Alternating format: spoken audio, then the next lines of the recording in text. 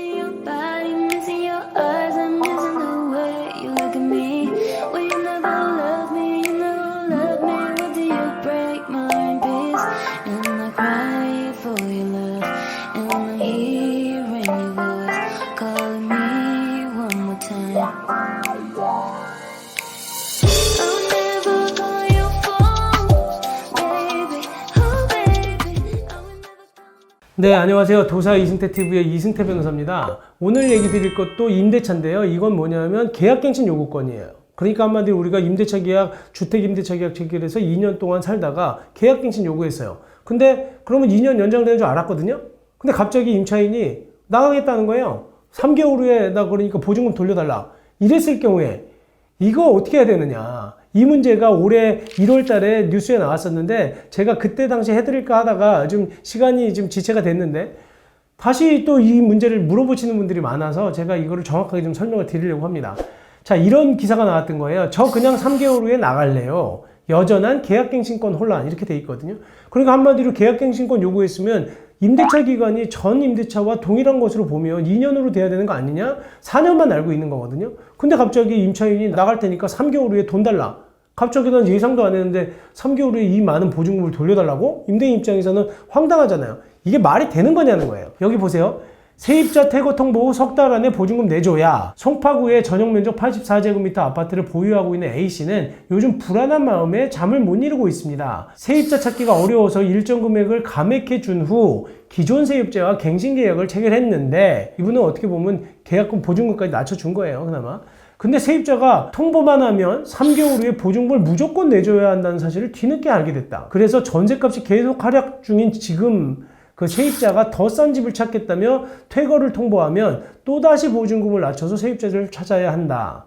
A씨는 전세값이 떨어져서 어렵게 돈을 구해서 보증금 일부를 내줬는데 퇴거 통보까지 당한다고 생각하면 막막하다. 여러분들 이 말이 이해가 안 갈까요? 제가 아까 얘기 드린 것처럼 계약갱신 요구하면 2년 되는 거 아니야? 그 얘기 계속 하는 겁니다. 2020년도에 도입된 계약갱신 청구권을 둘러싸고 갈등이 여전하다. 애초에 전세값 상승을 주로 감안해서 만든 제도이다 보니 하락장애 부작용이 나타나는 데다가 세입자 보호를 생각할 만큼 확실하지 못한 경우도 생겼다는 거거든요. 그러니까 세입자 보호를 생각한 만큼 확실하게 하지 못하는 경우도 생겼다라는 건데요. 법조문을 바로 볼게요. 임대차 계약이 끝나기 6개월 전부터 2달 전까지 기간 내에 임차인이 계약갱신을 요구할 경우에는 정당한 사유가 없이는 거절하지 못한다라고 돼 있는 거예요. 그러니까 계약갱신 요구했어. 그래서 좋아. 계약갱신 요구 됐다고 치자 이거예요. 그러면 기간은 어떻게 되느냐거든요. 근데 여기 6조의 사망을 보시면 갱신되는 임대차는 전 임대차와 동일한 조건으로 다시 계약한 것으로 본다. 다만 차임과 보증금은 7조에서 증감할 수 있다. 이거 5% 내에서 증액하거나 할 수 있다는 얘기거든요. 아니 그러면 동일한 조건이면 계약기간 2년인 거 아니에요? 임대인은 이것만 알고 있었던 거예요. 그러니까 그냥 신경 안 썼어.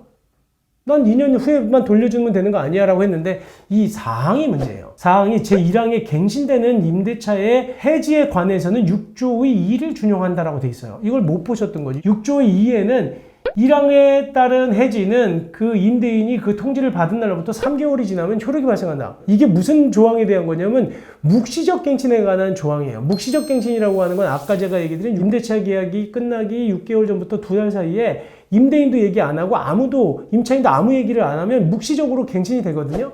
그때 계약이 이렇게 갱신이 된 경우에는 임차인은 언제든지 임대인에게 계약 해지를 통보할 수 있다라고 돼 있는 겁니다. 그러니까 이 조항이 언제든지 계약 해지를 통보할 수 있다. 임차인한테 이렇게 유리하게 돼 있는 거예요. 그러다 보니까 아니 이렇게 묵시적으로 갱신이 된 경우에는 그러면 임차인은 통지를 언제든지 할 수 있으면 어떻게 하느냐. 대신 3개월의 시간을 줬어요. 3개월이 지나면 효력이 발생한다. 이 조항을 그대로 끌고 온 거예요. 여기다가. 그러다 보니까 계약갱신이 된 경우에는 임대인은 2년이지만 임차인은 언제든지 해지할 수 있고 또 3개월이 지나면 효력 발생을 한다는 겁니다. 그러다 보니까 얼마나 황당하겠어요. 임대인 입장에서는 이 조항을 몰랐다가 갑자기 계약갱신 요구해놓고 갑자기 임차인이 나 나갔겠어요. 3개월 후에 돈 빼주세요. 그러니까 임대인 입장에서 몰랐다가 이렇게 당하니까 속이 속상하다. 너무 힘들다라는 얘기를 하시는 거거든요. 그래서 우리가 임대차 보호법이 굉장히 좀 어렵게 돼 있죠. 그래서 원래는 계약갱신이 지금 만약에 묵시적 갱신이라는 게 있고 지금 설명드리는 계약갱신 요건에 의한 갱신이 있는데 두 가지가 다른 것도 있고 같은 것도 있다 보니까 혼돈이 많이 되는 거예요. 그러니까 좌우간 정리해서 말씀드리면 묵시적 갱신이 됐든 아니면 임대차가 계약갱신 요건에 의해서 갱신이 됐든 계약 기간은 전과 동일한 것으로 보지만 언제든지 계약 해지는 할 수 있다는 거예요. 임차인은. 임대인은 못해요. 임차인은 하고 할 수 있고 대신 그 해지 통보를 했을 때는 그로부터 3개월 후에 효력이 발생한다. 그때는 돈 돌려줘야 된다. 이런 얘기가 생긴다는 겁니다. 그래서 이 기사도 아마 여러분들한테 굉장히 큰 도움이 되실 것 같아요. 제가 설명드렸고요. 좌우간 너무 임대차보호법이 어렵습니다. 하지만 여러분들도 틈틈이 내가 임대인이 되면 임대인으로서 어떻게 해야 되는지 공부는 해 두셔야 돼요. 뭐 공부하기 힘드시면 저희 유튜브라도 자꾸 찾아보시고 좀 지식을 좀 쌓으셔야 서로 피곤하지 않아요. 그리고 쓸데없는 분쟁이 안 생깁니다. 자, 오늘 계약갱신 요건이 됐을 경우에 해지의 효력이 어떻게 되는지, 임차인은 언제든지 해지할 수 있고 3개월 후에는 계약 해지가 된 것으로 본다 라는 그 설명 드리면서 오늘 영상은 이것으로 마치도록 하겠습니다. 감사합니다.